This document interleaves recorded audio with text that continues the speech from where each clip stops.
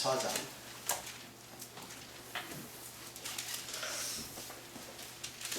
사도행전 14장.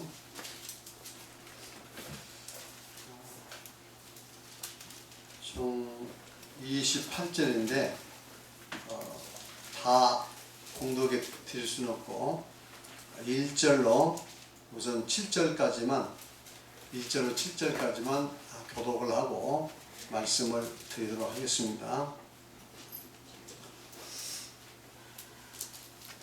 이에 이고니온에서 두 사도가 함께 유대인의 회당에 들어가 말하니 유대와 헬라의 허다한 무리가 믿더라.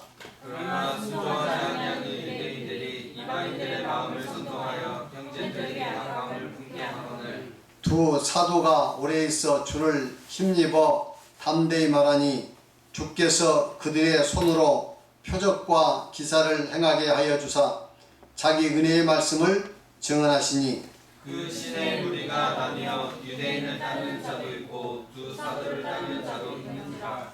이방인이 유대인과 그 관리들이 두 사도를 모욕하며 돌로 치려고 달려드니 그들이 알고 도망하여 루가온다의 두성 두 스드라와 더베와 그 근방으로 가서 거기서 복음을 전하니라. 아멘.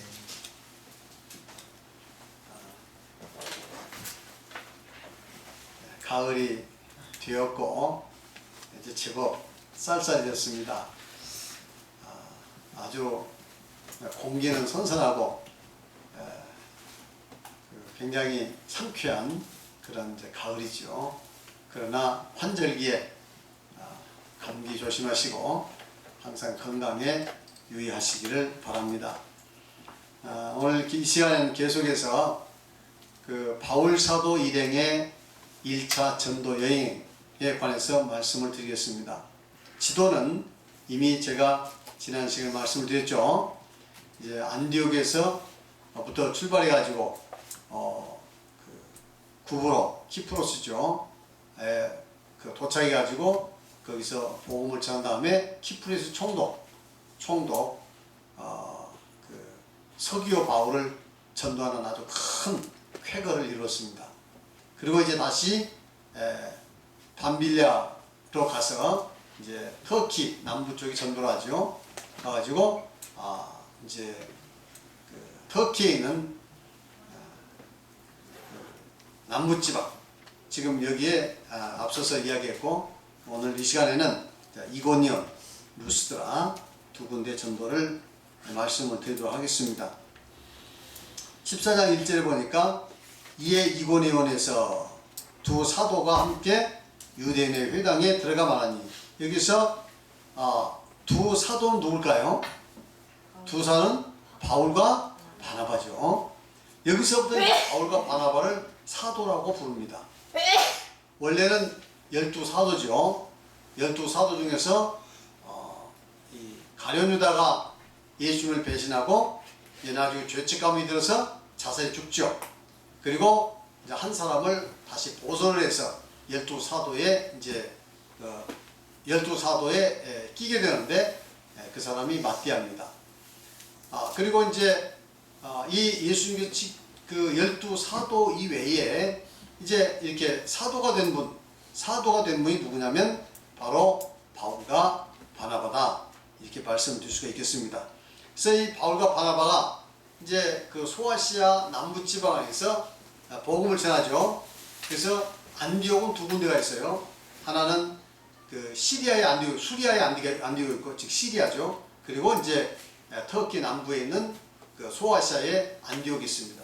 그래서 안디옥 가서 전도하고 그다음에 더베 가서 전도하고 그래서 이제 전도하는데 막 사람들이 핍박을 하니까 다시 도망가면서 이고니온에서 지금 전도하는 내용입니다. 그래서 바울 사도는 처음에 전도할 때 그 회당에 가서 전도했어요. 회당, 유대인 회당들. 그 유대인 회당에는 뭐 지금처럼 이렇게 목회자가 상주한 건 아니고 그래서 요즘에 뭐 집사처럼 회당장이라고 해서 회당을 지키는 사람이 있고 그리고 안식이 되면 사람들이 많이 유대인들이 모이게 되면 물론 이제 그 이방 종교에서 이방 종교에서 유대인으로 개종된 사람들도 많이 옵니다. 와가지고 이제 그 예배를 들 때에 특별히 뭐 설교자가 있는 게 아니고 그날 누가 좀 설교를 해주시겠습니까? 이렇게 묻는다든가 혹은 내가 좀 설교를 하겠습니다. 이렇게 부탁을 하면 이제 그 사람의 여러 가지 그 학식이나 자격을 보고 설교를 시킵니다. 근데 이 바울 사도는 이 가마리엘 문회에서 공부했으니까 대단한 사람이죠. 뭐 바리새인이다가 성경 율법 잘 알죠. 가마리엘 문회에서 공부했죠. 또 헬라의 학문에 정통하죠. 그러니까 바울 사도는 가는 곳마다 설계 그 하겠다면 이제 그 여러 가지 자격이라든가 배워 나눠 보니까 대단하죠. 그러니까 설교를 세워줬습니다. 예를 들어서 제가 이제 뭐 장로교 교회 가가지고 제가 한번 설교 좀 할까요? 이렇게 된 장로교 그 교회에서 여러 가지 뭐 신학대학 어디 나왔느냐 아니면 뭐 혹은 이제 뭐 그 신학에 대해서 또 얼마 아느냐 여러 가지 이제 이렇게 확인해 본 다음에 설교 좀 해주세요. 뭐 이렇게 하면 좋겠죠. 근데 지금은 그렇지 않습니다. 왜냐하면 목사들이 다 이렇게 주둔해 있기 때문에 거의 그 다른 사람을 뭐 설교시키거나 그러진 않죠. 근데 이때 당시만 해도 목사들이 없었기 때문에 이제 유대인 회당에 가면 누구나 다 자격 있으면 할 수 있었죠. 그래서 바울 사도는 가는 곳마다 환영이었어요.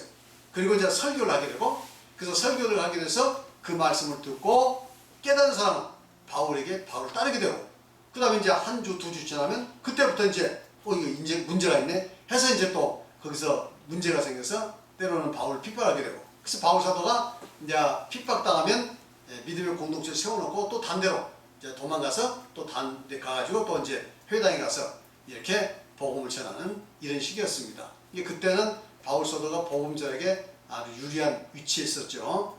지금은 굉장히 그렇게 어렵습니다.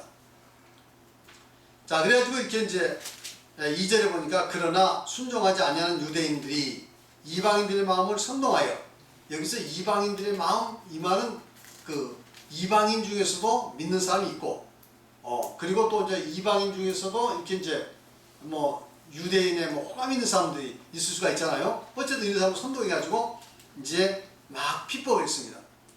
그래서 그러나 이제 두 사도가 오래 있어 주의를 힘입어 담대히 말하니 주께서 그들의 손으로 표적과 기사를 행하게 하여 주사 자기 은혜의 말씀을 증언하십니다. 그러니까 이렇게 기사와 표적이 나타났어. 이제 그 기사의적이 나타나서 하나님 말씀을 그 증가하는 데 큰 도움이 되었다. 우리가 이 기사의적이라는 것은 참 좋은 거죠. 그래서 교회에서 기사의적이 많다면 좋습니다. 뭐 요즘에 그 국민은행 같은 데 보면 뭐 그 무슨 산상 기도회, 무슨 특별 기도회 그런 무슨 뭐 그 기사의적이 나타난다고 많은 광고를 합니다. 또 기도에 응답이 있다 뭐 이런 그 광고들이 많이 있어요. 그러니까 이 기사의적이라는 거, 이 아주 뭐 좋은 거죠. 많은 사람들이 기사의적을 보면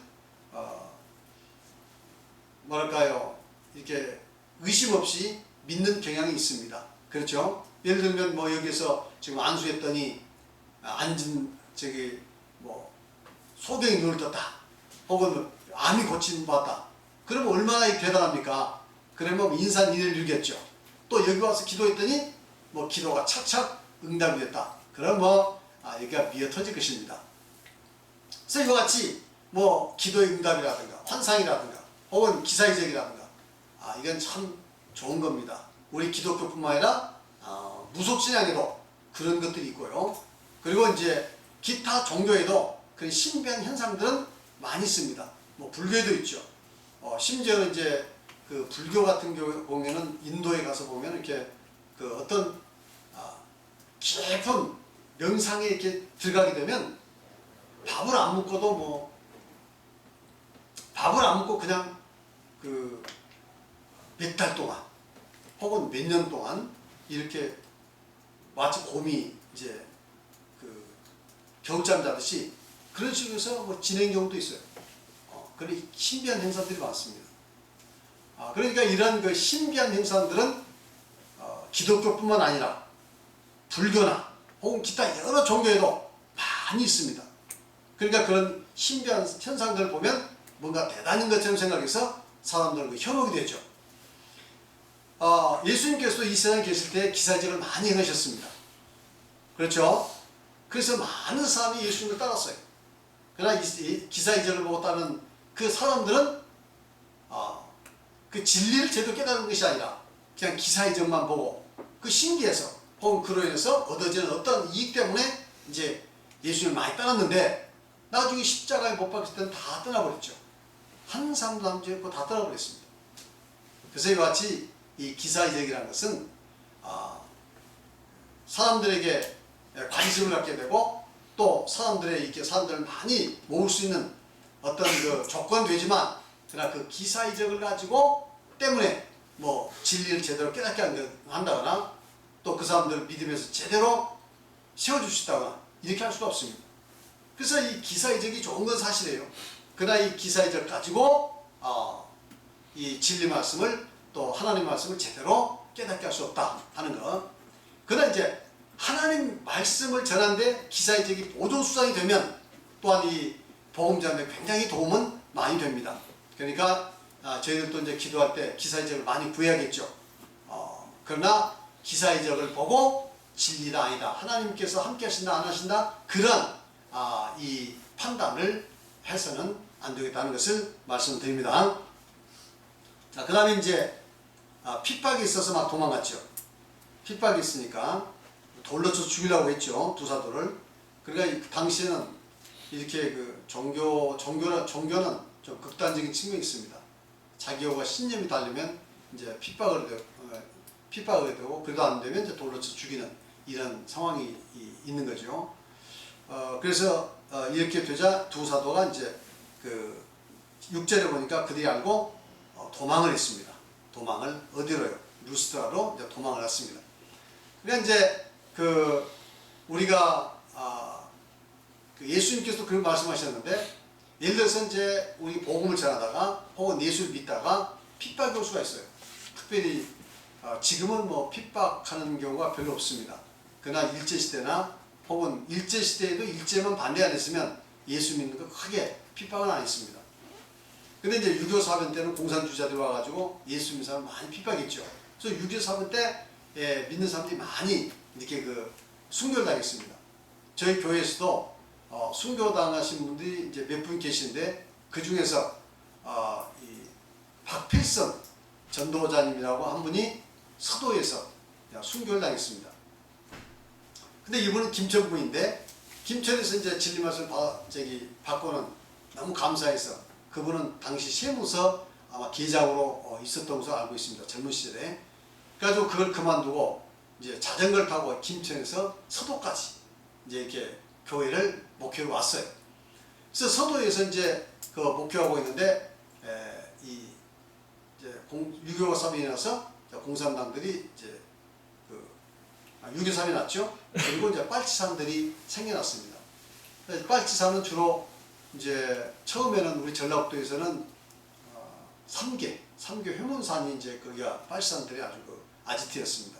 그리고 이제 그 빨치산들이 나중에 이제 쫓겨가지고 지리산에 들어갔죠. 그래서 경남 빨치산하고 합세해가지고 지리산에 산 거다가 이제 다 죽었죠. 거의 뭐 괴멸당했습니다. 근데 이제 이 빨치산들이 그쪽에 삼계 일대에 장하고 있었는데 뭐 낮이 되면은 지서가 빨치산들이 빨치산들이 거기서 분소랄까요? 뭐 그렇게 되고 낮이 되면 파출소 되고 이제 밤이 되면 빨치산들이 뭐 지배를 하고 하는 그런 상황이었으니까. 그런데 이분은 굉장히 기도를 많이 해요. 전도자님은 항상 걸어다니면서도 방언기도 하고 뭐 기도를 굉장히 많이 했다고 이렇게 저는 못 뵀습니다만은 그렇게 들었어요. 그래가지고 이제 그분이 이제 서도교회에서 이렇게 목회를 하고 있는데 밤에 이제 빨치산들이 내려와서 이제 민간에 와가지고 뭐 이제 먹을 것을 많이 이렇게 가져갑니다. 그런데 이제 와가지고 왔는데 보니까 그날 마치 예배 날이에요. 그래서 신도도 있는데 빨치산들이 문을 열고 그냥 분할 싣고 막 들어왔어요. 그 뒤에 와가지고는 이제 이 전도자를 잡아간 겁니다. 잡아가가지고 이제 한간밤이죠. 뭐 잡아가는데 이제 우리 자매님들이 가지고 막 붙들고 해도 이제 소용없죠. 잡아가지고 가다가 이제 그 서도역이 있는데 그 역 철길이 있어요. 철길인데 딱 두고 너 잠깐 여기 있으라고. 내가 가서 이제 그 민간에 가서 이제 먹을 것 좀 가지고 올 테니까 여기 있으라고 그랬대요. 근데 그 빨치산들이 그 동네 청년들이랍니다. 배운다. 이게 모르는 사람들이 아니에요. 물론 이제 이 전도자는 모르지. 그렇지만 동네 사람들이 이 빨치산을 다 알아요. 그 동네 출신들이고. 그래가지고 이제 잠깐 있으라고 이제 동네 가서 이제 먹을 것 뭐 이렇게 이제 훔쳐가지고 혹은 뭐 약탈해가지고 이제 가는 거죠. 그래가지고 갔다 왔어요. 갔다 왔는데 아마 1시간 이상 걸렸다고 그래요. 그래서 갔다 왔는데 이 전도자는 그대로 가만히 있는 거예요. 그대로 그 자리에서 있으라는 자리에서 그대로 있었어요. 그래가지고 잡혀가지고 이제 산으로 끌고 갔습니다. 소도의 그 뒷산이 있는데 상당히 높은 산이에요.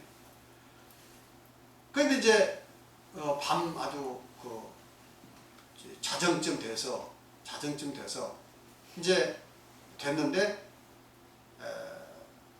자정쯤이 아니고 예배 끝나고 3계에서 예배 끝나고 나서 얼마 되지 않아 가지고 3계 교회에 그때에 디모데 목사님 계셨고 그다음에 이제 신도들이 있었는데 이제 그다음에 그 허야곤 목사님도 그때 있었어요. 허야곤 목사님이 그때 거기 3계 교회에서 선교하셨고 디모데 목사님 청년이었고 그런데 이렇게 예배 끝나고 나서 밖에 나왔는데 갑자기 하늘에서 빛이 이렇게 쫙 내리비치더래요. 하늘에서. 그 기록이 지금도 저기 3계 교회 가면 그 일찍 기록되어 있습니다. 그때 당시. 그 빛이 이렇게 쫙 하늘로부터 내려왔어요. 서도 쪽에 이렇게 서도 쪽으로. 거기서 서도까지 한 20-30mm 되는데. 그러니까 그 허야곤 목사님이 뭐라고 했냐면 누군가 아마 숭배당한 모양이다. 이렇게 말씀하셨대요. 그 이야기를 옆에서 이제 디모데 목사님도 청년이었으니까 다 들은 거예요. 그리고 이제 얼마 안 있어서 이제 우리 신도들은 빨치한테 잡혀갔으니까 이제 순교당한 걸 알 거 아니겠습니까? 그래서 이제 신도들이 가가지고 이렇게 그 주위를 산을 찾아봐도 뭐 이제 시체를 발견하지 못했다 이렇게 된 거예요. 근데 며칠 후에 그 빨치산 청년들이 내려와가지고 자기 집에 와서 자기 어머니한테 고백을 했어요. 자기 어머니한테. 그 전도자를 이제 데리고 가가지고 이제 데려갔죠. 그러니까 이제 가지고 네가 그 믿는 사람들 뭐 이제 얼마나 착취해 먹었냐. 뭐 옛날에 그 이제 공산주의자는 그런 거 아닙니까? 뭐 네 교회에 있으면서 신도들 거 얼마나 착취해 먹었냐, 뭐 했냐 이제 이런 거 이야기하면서 그러니까 나는 그런 적 없다. 이제 여러 가지 이야기를 했죠. 그러니까 이제 그 빨치산들이 제일 그 공산주의자를 싫어한 게 바로 그 예수 믿는 사람들 아닙니까? 그래서 이제 이렇게 둘러가지고 이제 죽이려고 하면서 마지막으로 할 말이 없느냐 이렇게 물으니까 좀 내가 기도하게 해달라 그러더래요. 그러면서 이제 기도하라 마지막으로 그때 막 이제 방언 기도를 한 거예요. 이게 이 사람들은 방언 기도가 뭔지를 몰랐는데 나중에 내려와서 이상하게 알지 못하는 이상한 무슨 기도를 하더라 이거예요. 그래서 이제 한참 기도가 안 끝이니까 그냥 돌을 들어가지고 한 사람이 이제 내려친 겁니다. 그리고 다른 사람들 이제 돌로 쳐서 이제 죽인 거죠. 그래서 돌에 가지고 쓰러져가지고 이제 피를 흘리면서 쓰러지면서 마지막 하는 말이 당신들도 예수 믿으시오. 그러고 이제 죽은 거예요. 딱 숨이 끊어지니까 그때 이제 하늘에서 빛이 이렇게 쫙 내려왔는데 얼마나 빛이 밝든지 개미가 기갈 정도로 화하는 빛이 쏟아졌다. 그것을 이제 빨치 사람들이 와서 이야기를 한 거예요. 본 것도 아니고 그 빛이 내려온 것은 멀리서 많은 사람들이 봤고 그리고 직접 그 빛이 내려왔다는 이야기는 이제 빨치 사람들이 내려와서 자기 어머니한테 하고 가더래요. 이 교회는 아주 진짜 하나님 있는 교회라고 하면서 그런 순교 사화가 있었는데 이제 그 왜 이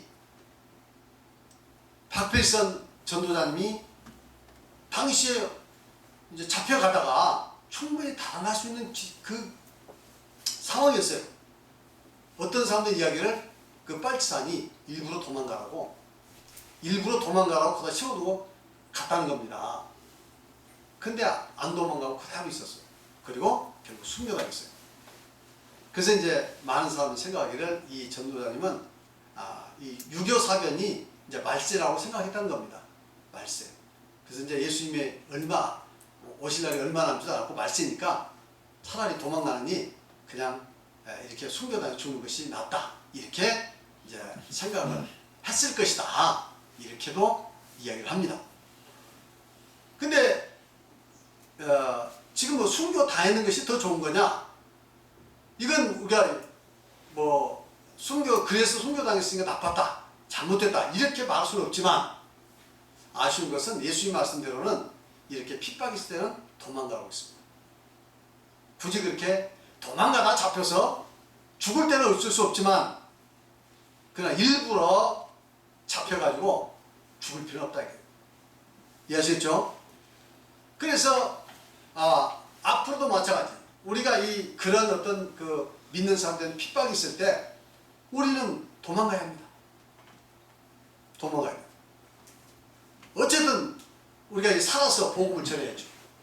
그러나 만일에 우리가 이리 피하고 저리 피했는데도 어쩔 수 없이 잡혔다. 그럴 때는 우리 순교도 각오를 해야겠죠. 그렇지 않습니까? 두려워서 예수님을 부인하거나 그렇게 되면 성경에서도 예수님 기록했잖아요. 너희들이 나를 부인하면 나도 너희를 부인할 것이다. 그러니까 우리는 그런 순간이 되면 순교할 때 순교하더라도 그 전까지는 어쨌든 우리가 피해서 목숨을 피해서 우리가 이 복음을 계속해서 전할 수 있도록 해야 될 줄 압니다. 그래서 두 사도가 이렇게 지금 핍박을 받아가지고 돌로 사람들이 치료하니까 도망을 가서 루스드라에서 전도했다 하는 말씀 드렸습니다.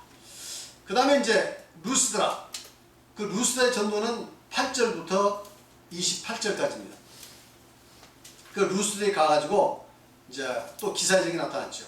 8절에 보니까 루스드라에 발을 쓰지 못하는 한 사람이 앉아 있는데 나면서 걷지 못하게 되어 걸어본 적이 없는지라. 그러니까 이게 앉아가지고 이제 한 번도 나면서부터 일어나 본 적이 없는 소아마비겠죠. 선천성 소아마비 걸린 분들, 뭐 좀 속된 말로 한진병이라고 이렇게 이야기합니다만은, 그런데 이 바울이 이런 사람이 있었는데 이제 여기서 보니까 9절 바울이 말하는 것을 듣거늘 바울이 주목하여 구원받을 만한 믿음이 그게 있는 것을 보고, 이 사람은 지금 뭐 바울 사도를 만난 지도 얼마 안 됐죠. 그럼 뭐 말씀을 들었을 것으로 생각이 됩니다. 그런데 믿음이 생긴 거예요. 그래서 바울 사도를 뚫어버리기 쳐다보는데 이 바울 사도가 지금 이분에게서 구원받을 만한, 즉 이때의 구원은 뭘까요? 고침받는, 병 고침받는 것도 구원이라고 얘기합니다. 성경에서 보면 그러니까 구원이라는 말이 여러 가지가 있어요. 병 고치는 것도 구원, 위험에서 건진받는 것도 구원, 그리고 우리가 영원한 하늘나라는 또 구원, 죄에서 해방되는 것도 구원, 사탄의 권세에서 해방되는 것도 구원, 또 영원한 하늘나라는 것도 구원. 이 구원이라는 말에는 여러 가지 의미가 있습니다. 이때의 구원은 뭐냐?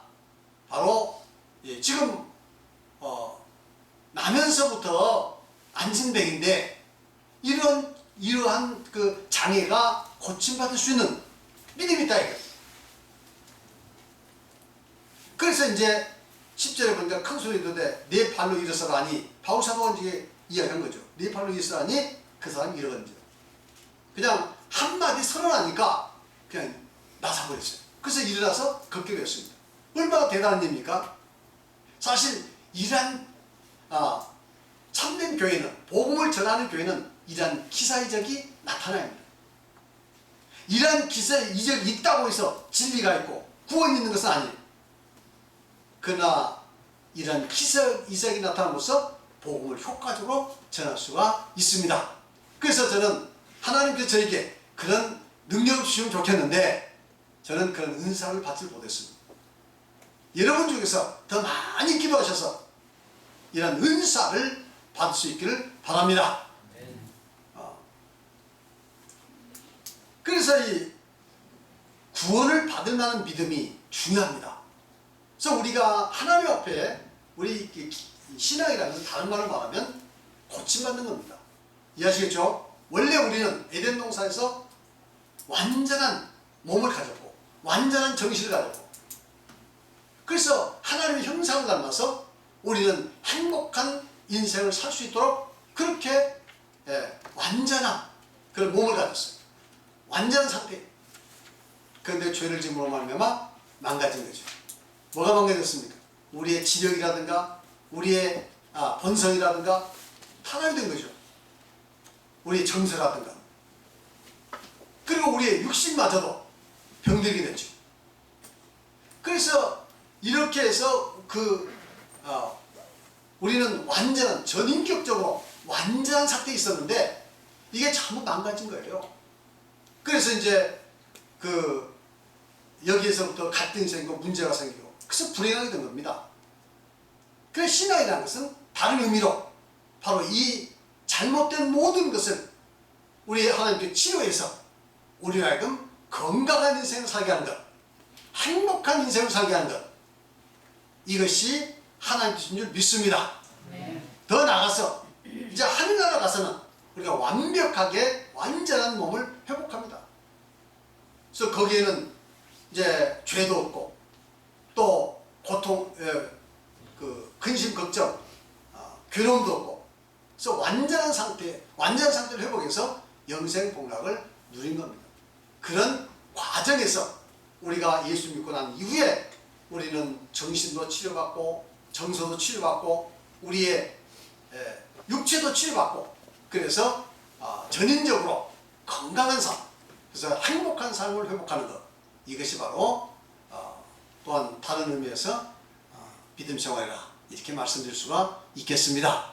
그래서 하나님께서는 우리를 치료해 주신다 이거예요. 믿습니까? 그래서 치료해서 다 여러분 건강하게 되시길 바랍니다. 그러려면은 이렇게 구원받을 만한 믿음이 우리에게 있어야 될 줄 믿습니다. 하나님을 온전히 믿고 하나님을 완전히 신뢰하고 그리고 말씀을 절대적으로 순종하고 저희들이 말씀대로 여기 나온 대로 5대 중심, 하나님 중심, 예수 그리스도 십자가 중심, 그리고 성령 충만 중심, 말씀과 기도 중심, 교회 중심으로 살아가면 다 치료받을 수 있습니다. 믿습니까? 그래서 건강한 삶을 누릴 수 있습니다. 저는 여러분이 다 그렇게 되시기를 예수 이름으로 축원합니다. 그 다음에 이제 여기서 보니까 무리가 바울의 11절 무리가 바울의 한 일을 보고 누가 오냐 방언으로 소리질러 이르되 신들이 사람의 행사로 우리 가운데 오시다. 이렇게 사람들 보는 앞에서 나면서부터 안진뱅이가 그 말 한마디에 일어나 걸을 한마디에 일어나서 걸어듣게 되니까 그 누가 오냐 사람들이 깜짝 놀란 거예요. 그러면서 하는 말이 신들이 사람의 형상을 가지고 왔다. 지금 이렇게 생각을 하는 겁니다. 그렇지 않고 어떻게 이런 기사회적을 행할 수 있는가? 이 사람들은 그런 어떤 초능력 이런 것을 기사적 초능력을 행하게 되면 그것이 마치 어떤 신적인 능력이라고 할까요? 그래서 신이라고 생각하는 경향이 있었던 것 같습니다. 그래서 이제 사람들은 12절에 보니까 바나바는 제우스라고 바울은 그 중에 말한 자이므로 헤르메스라고. 여러분 많이 들어보죠? 제우스는 누구죠? 히랍 신화의 주신이죠. 그리고 헤르메스는 이제 그 전력. 그러니까 신들의 사자, 전력. 말을 전한 사람. 이렇게 헤르메스는 그런 신인데, 그러니까 바나바는 제우스라. 이게 바나바가 주신이라고 생각하는 것 같아요. 그러고 보면 아마 바나바가 바울사보다는 훨씬 외적으로 잘생겼던 것 같습니다. 아주 잘생겼고, 그리고 바나바는 이제 가만히 있고, 생기기로 훨씬 잘생긴, 바울은 이게 잘생긴 사람이 아니라고 이제 성경은 이야기합니다. 또 이 역사적으로도 이렇게 그 풍채가 있거나 그런 인물로는 생각하지 않습니다. 그런데 바울 사도가 말하고 바울 사도 기사회전을 행하니까 저 바나바는 이제 주신이니까 가만히 있고 명령만 하고 바울은 바나바의 그 명령을 실행하는 신이 모양이다. 헤르메스라고 한 거죠. 이렇게 지금 사람들이 생각하는 거예요. 그러니까 이제 그러면서 13절에 보니까 또 이런 그 일이 일어납니다. 그 시외 이제 그 도시 외곽에 있는 제우스 신당이 있는데 제우스 신당의 제사장이 화환을 가지고 대원 앞에 와서 무리와 함께 제사하고자 합니다. 그러니까 이제 그 제우스 신당에 있는 그 제사장이 소라든가 화환을 가지고 누구한테 왔어요? 달려왔어요. 제우스 신이 왔다. 그리고 헤르메스 신이 왔다. 그래서 우리 제사 지는 자하고 지금 소를 가지고 막 화환을 가져왔어. 바울과 바나바 앞에 와가지고 그 사람들 앞에서 제사 지으려고 하는 거예요. 얼마나 그 대단한 일입니까? 그리고 얼마나 또 우스꽝스러운 일입니까? 그러니까 이 사람들 눈에는 대단하게 보이는 것이고, 그러나 이제 이들의 행동을 보면 바울 사도 입장에서는 좀 그 유치하고 좀 우스꽝스러운 일이죠. 좀 그런 그 현상이 있었습니다. 그 다음에 이제 14절 두 사도 바나바와 바울이 듣고 옷을 찢고 무리 가운데 뛰어들어 가서 소리질러 이르되 여러분이여 어찌하여 이러한 일을 하느냐 우리도 여러분과 같은 성정을 가진 사람이라 여러분에게 복음을 전하는 것은 이런 헛된 일을 버리고 천지와 바다와 그 가운데 만물을 지으시고 살아계신 하나님께로 돌아오게 하려 함이니. 그러니까 그렇게 지금 소를 가지고 화원을 가지고 바울 사도고 바나바 앞에 와서 제사 지으려고 하니까 이 바울과 바나바 옷을 찢었어. 옷을 찢었어. 왜 옷을 찢었을까요? 너무 안타까워서. 그렇죠? 그러면서 지금 하는 말이 우리도 여러분처럼 똑같이 사람이다. 우리 특별한 신이 아니다. 우리도 사람이다. 그러니까 제발 나에게 제사하지 마라. 나에게 경배하지 마라. 이렇게 지금 그렇게 달려온 사람들을 제지한 겁니다.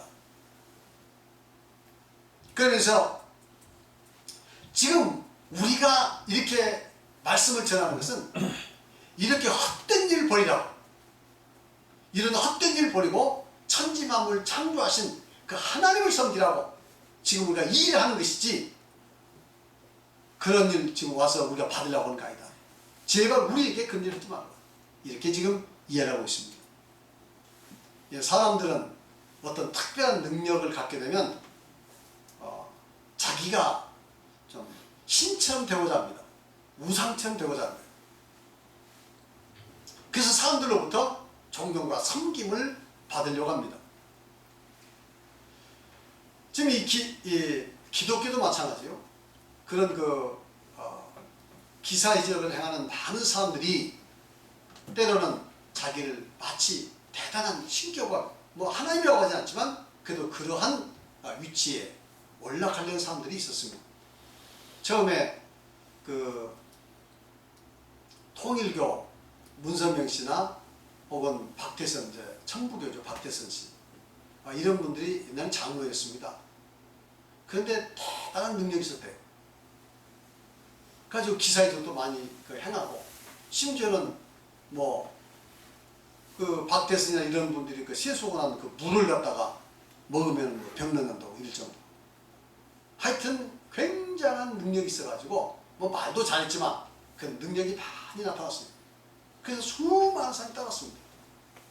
그러다 보니까 나중에는 이 사람들이 이제 자기를 신격화시켜서 나중에는 재림 예수도 하나님이다 이렇게 주장한 거 아닙니까? 그래서 사람은 이런 기사이적이라든가 큰 능력을 행하게 되면 교만해져가지고 자기를 신격화시키고 싶어하는 그런 마음이 있습니다. 그래서 역사적으로도 수많은 사람들이 자기를 신격화시켜서 이제 기사적이 나타나니까 많은 사람이 따르니까 자기를 신격화시켜서 이같이 내가 예수다, 내가 하나님이다 이렇게 주장하는 사람들이 있었다 이 말이죠. 여러분들은 여기에 속지 않기를 바랍니다. 혹은 하나님께서 여러분들에게 그런 그 기사이적을 해낼 수 있는 능력 혹은 은사를 주시면 더 겸손하셔야 합니다. 맞습니까? 더 겸손하셔야 합니다. 특별히 말씀을 전하는 이 목회자에게 더욱 겸손해야 합니다. 만일 그렇지 않으면 이제는 그 은사 때문에 오히려 이 공동체가 혼란스러워지고 더 큰 문제가 발생이 되는 겁니다. 그래서 은사는 서로가 협력해서 선을 이루고 그래서 이 믿음의 공동체를 더욱더 아름답고 또 화평하게 이루어나가야 하는데 오히려 그런 은사들이 서로 충돌해가지고 분란을 일으키고 문제를 일으키고 이렇게 되는 경우가 있을 수가 있다 하는 것을 여러분 기억하시기 바랍니다. 근데 두 사도는 이렇게 사람들이 와서 자기를 경배하려고 하니까 깜짝 놀랐습니다. 그래서 옷을 찢고 이제 제발 이런 일을 하지 마시고 이런 어리석은 일을 하지 마시고 우리가 말씀을 전하는 것은 이런 어리석은 일 버리고 즉 사람을 섬기거나 이렇게 우상 섬기는 이런 일 버리고 천지 만물을 창조하신 하나님을 믿으라고 지금 전하는 것입니다. 할렐루야. 아멘. 저희는 오직 천지 만물을 창조하신 그 하나님만 믿어야 할 줄 믿습니다. 자, 그 다음에 16절 사람이 지나간 시대에는 모든 민족으로 자기들의 길을 가게 방임하였으나 그러니까 이제 예수님 오시기 이전에 또 그 수천 년 동안 그 시대 동안에 많은 우상을 섬겼죠. 하나님께서는 그냥 인간이 타락해서 자기 길 가는 거 방임했다. 그러나 이제는 우리 예수님께서 오셔가지고 구원의 길을 열어놓으시고 누구든지 그 모든 것을 버리고 와서 구원받을 수 있도록 이렇게 지금 하신 것이다. 얼마나 감사합니까? 만일 예수님이 오시지 않았더라면 우리는 우상을 섬길 수밖에 없고 또 천지만물 창조신 하나님을 알았다 하더라도 구원할 수가 없습니다. 이젠 예수님께서 오셔서 십자가에서 우리 모든 죄를 다 이뤄놓으셨기 때문에 비로소 하나님께 돌아올 수 있고 하나님께 돌아와서 구원받을 수 있게 된 것입니다. 믿습니까? 이게 중요한 거예요. 예수님이 아니었으면 우리가 하나님을 알았다 해서 구원받을 수 있습니까? 단지 하나님을 알았다는 이유로 하나님을 믿었다는 이유로 구원받을 수 있습니까? 구원받을 수 없습니다. 왜냐하면 죄의 문제가 해결되지 않되면 아무리 천지만물 창조하신 하나님을 알았다 하더라도 하나님과는 그 원수가 되어 있고 하나님과 우리 사이는 죄의 담이 있어서 하나님이 나에게 올 수 없고 내가 하나님께로 갈 수도 없습니다. 맞습니까? 그러니까 이 죄 문제를 청산해 주신 예수 그리스도께서 오셨기 때문에 비로소 우리가 하나님 앞에 나아갈 수가 있는 거예요. 하나님을 알고 믿는다고 해서 구원받는 게 아닙니다. 죄가 청산돼야만이 하나님 믿는 것이 효력이 있고 하나님께 나갈 수가 있고 그래서 구원을 받게 되는 것입니다. 그러니까 예수님 오시기 전까지는 4,000년, 아담에서부터 예수님 오시기까지 4,000년인데 이 4,000년 동안 하나님 믿는 사람도 있었습니다. 이스라엘인도 하나님을 믿었어요. 그리고 수많은 이방인들은 다 그 우상을 섬겼습니다. 그러니까 예수님 오시기 전에는 누구도 하나님 앞에 나갈 수가 없어요. 나갔다 하도 구원할 수 없습니다. 그러나 예수님 오셔서 우리 모든 죄를 이제 인류죄를 다 청산해 놓으시니까 비로소 우리는 하나님 앞에 나갈 수가 있고 우리 믿음이 하나님 앞에 인정받을 수가 있고 그래서 구원을 받게 되는 줄 믿습니다. 그래서 예수님 오신 이후로 비로소 이제 우리가 구원받을 수 있는 길이 생겼고 하나님께 나갈 수 있는 길이 생겼다 하는 거 기억하시고 우리는 그런 예수님을 알고 믿을 수 있는 이 놀라운 은혜를 받았으니 얼마나 감사합니까? 더욱 예수님을 더 잘 믿으시기 바랍니다.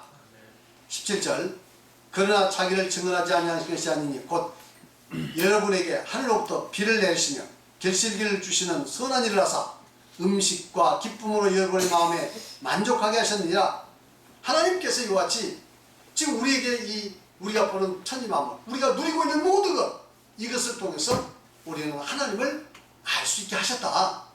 이렇게 지금 말씀하고 있죠. 18절, 이렇게 말하여 겨우 무리를 말려 자기에게 제사를 못하게 하니라. 막 와가지고 막 제사 드리려고 붙들고, 제우스 신이여, 헤르메스여, 우리 제사를 받으소서, 이렇게 와가지고 막 이 제사를 드리려고 하니까 이걸 말리는데 진땀을 흘렸습니다. 진땀을 흘렸습니다. 우리도 마찬가지. 내가 능력이 있거나 또 하나님 앞에서 큰 능력을 받아가지고 행할 때 사람들이 와서 존경하고 신격화 시키려고 해요. 여러분 두려워해야 합니다. 할렐루야. 두려워해야 돼요. 그래서 우리는 우리에게 주어진 모든 은사, 모든 능력, 모든 것은 다 하나님께 받은 거예요. 그래서 우리는 오직 하나님께 영광을 돌리는 여러분이 되시길 바랍니다. 그 다음에 19절, 유대인들이 안디옥과 이고니온에 와서, 이제 안디옥이나 이고니온에 와가지고 사람들이 이제 루스드라까지 도망갔는데, 지금 안디옥이나 이고니온에서 쫓아왔어요. 바울사도를, 일행을 쫓아와가지고 여기서 쫓아와서 무리를 충동하니 그들이 돌로 바울을 쳐 죽은 줄 알고 시외로 끌어냈지는. 그러니까 이제 그쪽 와가지고 바울을 돌로 친 거예요. 잡아가지고. 바울이 돌에 맞은 거죠. 기절했습니다. 그러니까 바울을 질질 끌고 와서 낭떠에다 던져버렸어요. 지금도 저기 루스드라에 가면 이제 터키 쪽에 성지순에 가면 바울 사도가 이렇게 이제 돌에 맞아가지고 떨어진 이 절벽이 있습니다. 거기가. 그래서 이제 가가지고 그것도 이제 저기 버려버린 거예요. 중자로 시에로 끌고 내치니라. 그래서 죽은 줄 알았는데, 이제 20절, 제자들이 둘렀을 때에 바울이 일어나 그 성에 들어갔다가 이튿날 밤과 함께 더베로 갔어. 그래서 이제 돌에 맞아서 죽은 줄 알고 이 사람들이 갖다 던져버리고 자기는 갔다 이 말이죠. 바울 사도가 돌에 맞아서 기절했는지 아니면 일부러 죽은 채 했는지 알 수는 없습니다.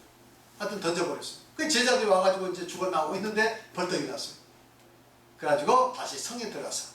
성에 들어갔다가 그 다음에 이제 다른 곳을 가죠. 더베로 갔습니다. 바나바와 함께 더베로 가서 복음을 그 성에 전하여 많은 사람을 제자로 삼고 루스라 이고니온과 안디옥으로 돌아왔니. 그 다음에 이제 더베까지 전도하다가 반대쪽으로 다시 이제 돌아서 지금 이제 돌아서 이제 원래 있던 이고니온으로 이제 가려고 지금 이제 하고 있습니다. 그러니까 이제 이렇게 갔다가 전도하고 다시 오는 길로 와서 지금 돌아가는 거죠. 여기가 지금 반환점입니다. 21절이 지금 반환점이죠. 제자들의 마음을 굳게 하여 믿음에 머물러 있으라 권하고, 또 우리가 하나님 나라에 들어가려면 많은 환난을 겪어야 것이라고. 그러니까 이제 돌아가면서 그동안에 전도된 성에 전도된 사람들을 만나가지고 지금 권면을 한 겁니다. 어떻게 권면합니까? 믿음에 마음을 굳게 하여 이 믿음에 머물러 있어라. 마음을 굳게 하라. 그 다음에 또 뭐라고 얘기합니까? 우리가 하나님 나라에 들어가려면 많은 환난을 겪어야 한다.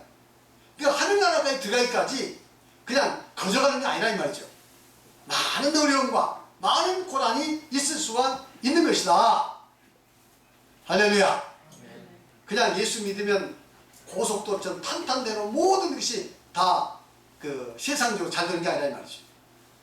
때로는 어려움과 고난이 있을 수 있는 것이다. 많은 고난이 있다.